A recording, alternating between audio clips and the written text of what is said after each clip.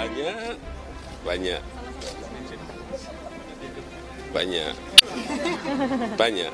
Ada Pak Erik, ada Pak Sandiaga Uno, kan banyak kan. Ada Pak Mahfud, ada Pak Ridwan Kamil, kan banyak.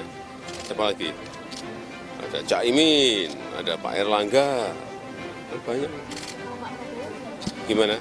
Nah, termasuk Pak Prabowo, nanti juga segera cawapresnya ketemu. Tentunya bukan sembarang ucapan jika Presiden Joko Widodo sudah menyebut nama-nama calon bakal cawapres untuk Ganjar Pranowo yang sudah resmi diusung PDI Perjuangan sebagai bakal capres 2024. Nama-nama yang disebut Jokowi setidaknya terus menghiasi hasil survei elektabilitas cawapres. Seperti hasil survei Litbang Kompas pada Februari 2023 lalu, yang menempatkan Sandiaga Uno dengan 12,4% suara, Ridwan Kamil 10,1% suara, dan Erick Thohir 3,1% suara. Sementara Agus Harimurti Yudhoyono dengan 3,7% suara disebut-sebut berpeluang menjadi bakal cawapres di koalisi yang mengusung bakal capres Anies Baswedan. Sementara di hasil survei Indikator Politik Indonesia pada awal April 2023 menyebutkan Ridwan Kamil dengan 19,7% suara, Sandiaga Uno dengan 18,4% suara, dan Erick Thohir dengan 11,8% suara. Terkait nama-nama bakal cawapres untuk Ganjar Pranowo, tentunya akan melalui proses politik terlebih dahulu, termasuk dengan siapa PDIP berkoalisi. Sementara itu, parpol-parpol yang berpotensi mengusung Anies Baswedan sebagai capres, seperti Partai Nasdem, PKS, dan Partai Demokrat, masih belum mengkerucutkan nama bakal calon pendamping Anies Baswedan. Situasi di koalisi yang menyebut diri sebagai koalisi perubahan tersebut masih terus dalam situasi penggodokan nama-nama bakal cawapres. Situasi yang mungkin serupa terjadi di kubu yang disebut-sebut akan memajukan Prabowo Subianto untuk kembali bertarung sebagai capres di 2024. Koalisi Gerindra PKB masih belum deklarasi resmi bakal capres dan masih tarik-menarik nama terkait bakal cawapres. Parpol menjadi pihak berwenang untuk mengusung capres dan cawapres. Tentu masyarakat Indonesia berharap para kontestan di Pilpres 2024 adalah tokoh-tokoh terbaik yang akan membawa Indonesia menjadi lebih baik lagi. Tim Liputan, Kompas TV.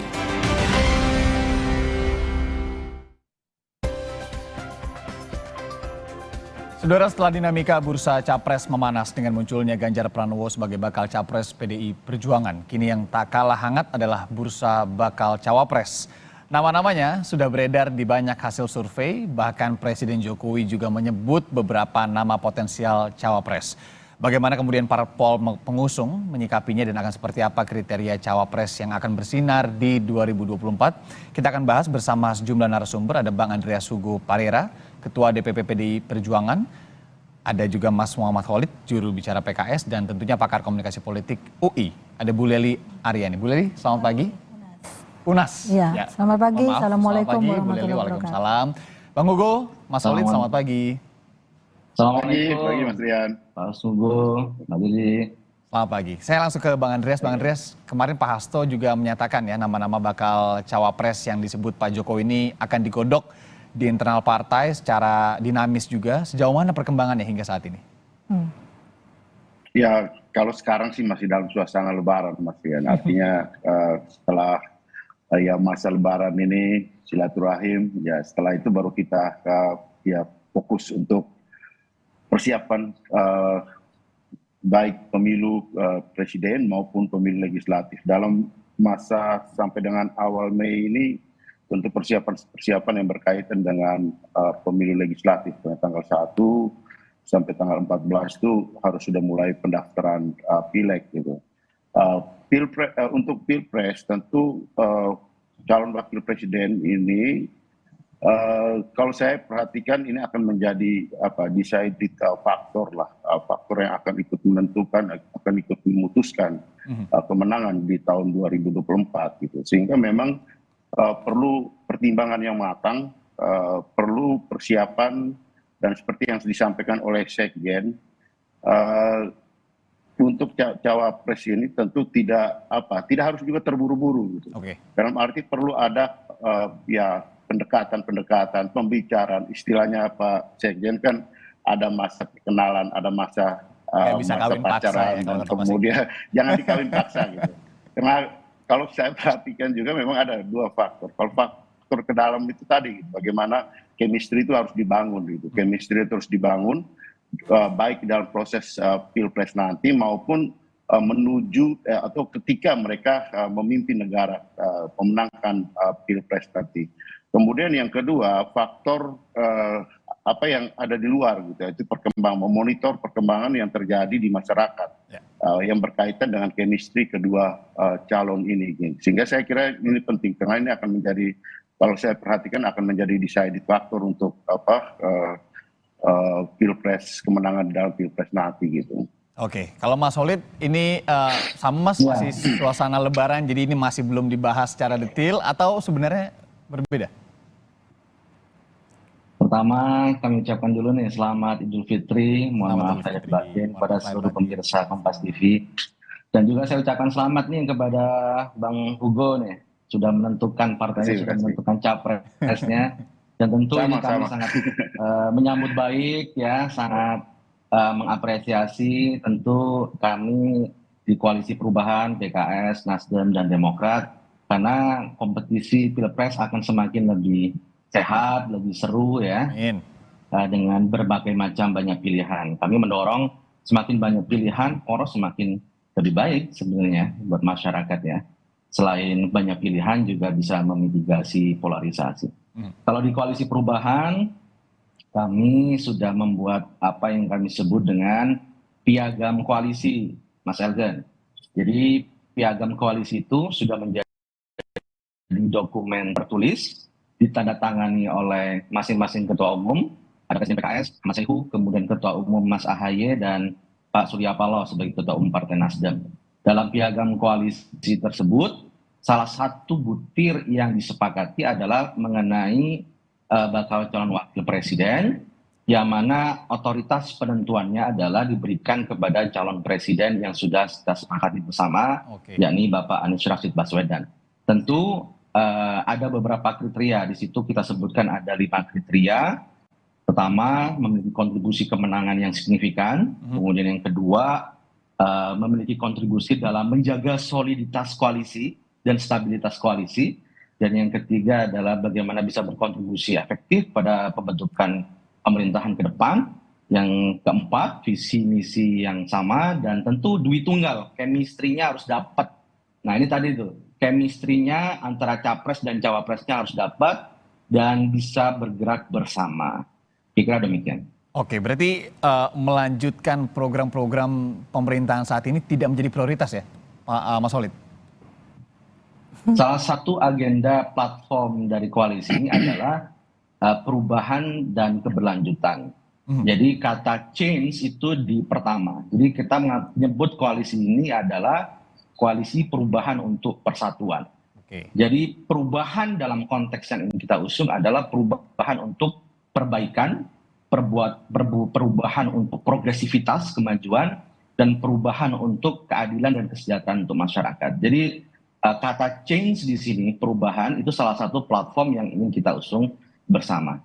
Jadi masuk di situ juga, karena di poin keempat, calon cawapresnya adalah memiliki visi dan platform yang sama dengan capres yang akan kita usung bersama.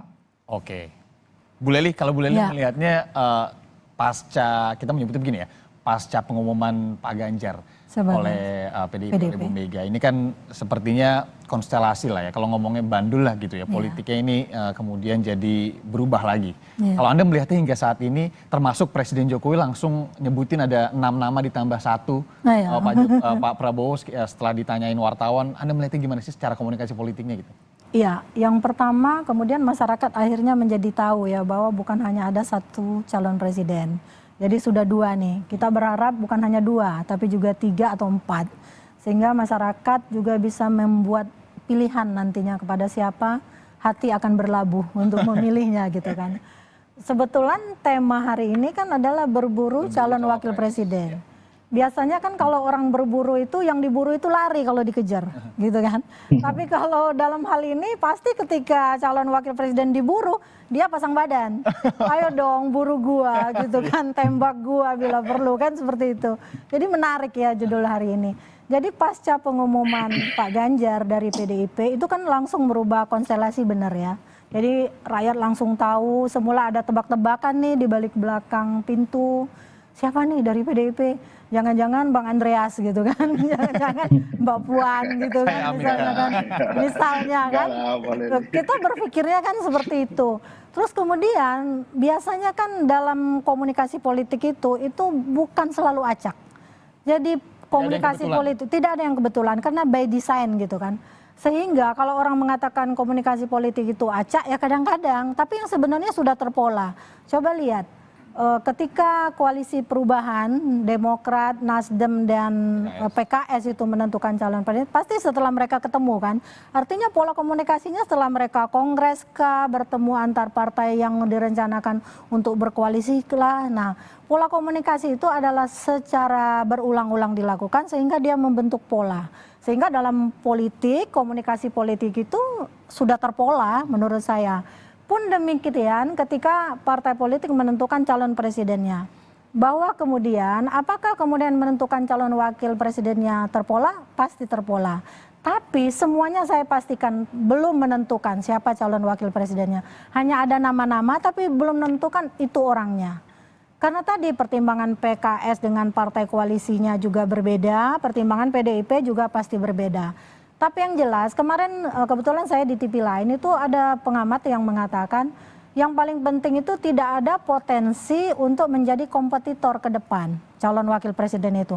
Justru saya mengkritik itu kalau dari nama-nama yang disodorkan Pak Jokowi justru nama ke-1 dan ke-2 paling potensial menjadi kompetitor kan seperti itu. Padahal teman ya? Padahal teman. Nah biasanya kalau masuk dalam suatu entah itu kepala daerah pun demikian. Jadi potensi untuk menjadi kompetitor itu justru yang paling dibaca lebih dulu seharusnya kan. Karena supaya mekanisme pemerintahan bisa berjalan, tidak ada matahari kembar seperti yang pernah terjadi di dalamnya. Ini yang perlu dibangun. Di samping syarat-syarat yang sudah ditentukan oleh partai koalisi masing-masing.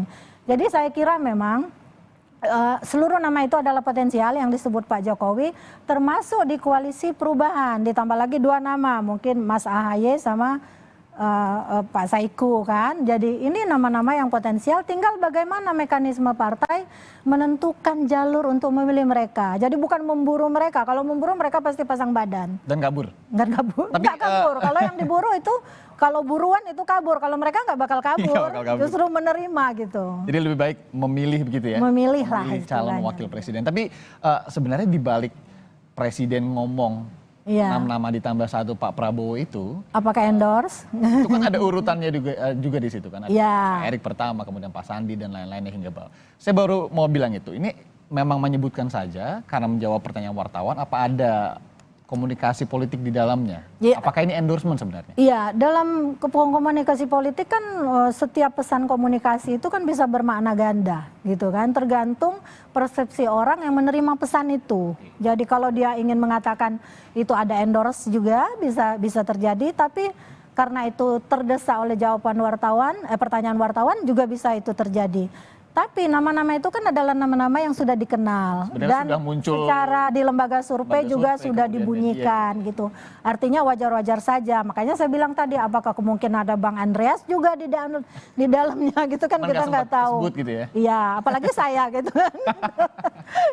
Bang Andreas, kalau kemarin sebenarnya secara spesifik ketika ditanya terkait dengan parpol mana yang minggu-minggu ini akan kemudian juga mengusung Pak Ganjar ya, kalau kita tahu Hanura sudah gas duluan, tapi kemarin Pak Sekjen sempat menyatakan yang tetangga dekat lah begitu, P3 yang kantornya juga sebelahan, karena juga disebut punya nilai historikal yang panjang bersama PDIP, dan ini bukan kebetulan juga Bu Lely, karena kita tahu Pak Sandi ini baru saja pamit Gerindra dan kayaknya ini kansnya akan ke P3 juga. Memang sedekat itu ya PDIP dengan P3, juga memang secara historik kan Bu Mega juga pernah memiliki wakil presiden dari P3.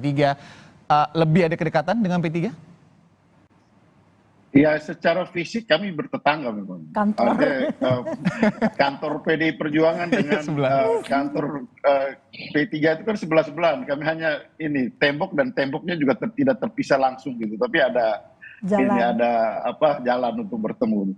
Jadi sebenarnya komunikasi dengan P3 dengan teman-teman partai yang lain itu selama ini berjalan gitu. Artinya ya di dalam situasi seperti ini tadi gitu, misal yang saya katakan sebelumnya bahwa faktor ke dalam arti pembicaraan untuk membangun suatu kerjasama yang solid itu perlu dilakukan untuk mempertemukan baik antar partai yang akan mendukung calon presiden dan wakil presiden, juga antara kedua figur ini ya. Artinya kalau calon presidennya itu sudah Pak Ganjar, bagaimana dengan calon wakil presidennya, sehingga chemistry itu terbangun gitu. Karena ini penting baik di dalam proses pemenangan pemilu, karena ini kita harus jalan bersama nih. Kemudian juga ketika mereka memimpin Republik ini 5 tahun itu waktu yang lama untuk suatu proses pemerintahan, dan itu sangat perlu supaya tidak kemudian ya baru 1 tahun sudah jalan sendiri-sendiri atau sudah mulai berpikir untuk jadi calon yang satu mempertahankan, yang satu kemudian berupaya untuk menjadi calon presiden berikut. Nah ini penting karena Republik ini besar dan perlu ada soliditas baik antar partai yang mendukung, mengusung, kemudian juga antara kedua figur yang akan menentukan jalannya pemerintahan ini ke depan gitu.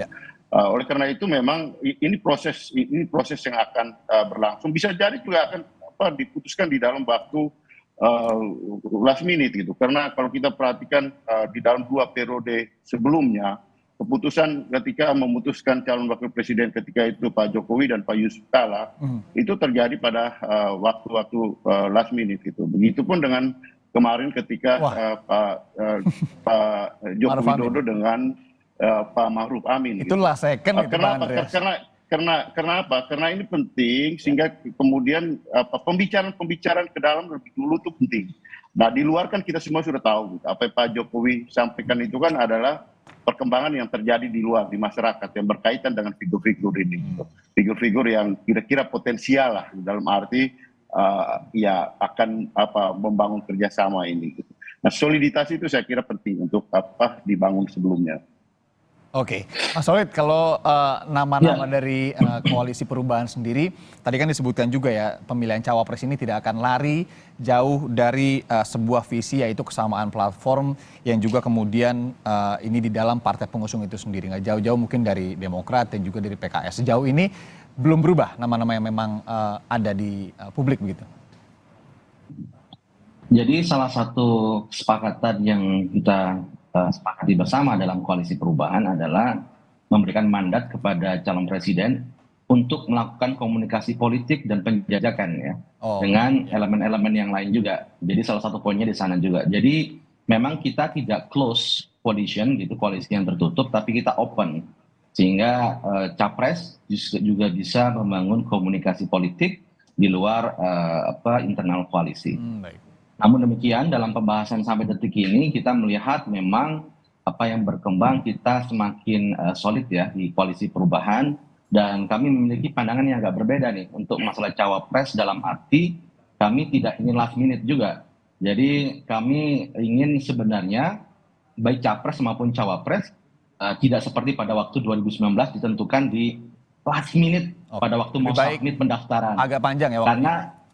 Karena perlu ada sebuah pembangunan untuk chemistry dalam merancang strategi pemenangan. Sehingga ada proses pembiasaan, ada proses pembangunan sinergi, frekuensi yang sama, sehingga koalisi solid gitu. Karena kalau ditetapkan di last minutes, kita khawatir frekuensi, soliditas dan sebagainya itu tidak terbangun dengan baik. Sehingga publik, masyarakat, rakyat Indonesia akan mengetahui, oh ini toh capres dan cawapres yang diusung oleh koalisi perubahan sebelum pendaftaran dilakukan. Pikir demikian. Ya, sebelum menjadi kemudian bakal capres dan cawapres yang tertera namanya nanti ya di pendaftaran. Oke, kita akan lanjutkan perbincangannya bersama Bang Andreas, Mas Solid dan juga Bu Lely. Usai jeda berikut ini saudara, tetap di Sapa Indonesia Pagi.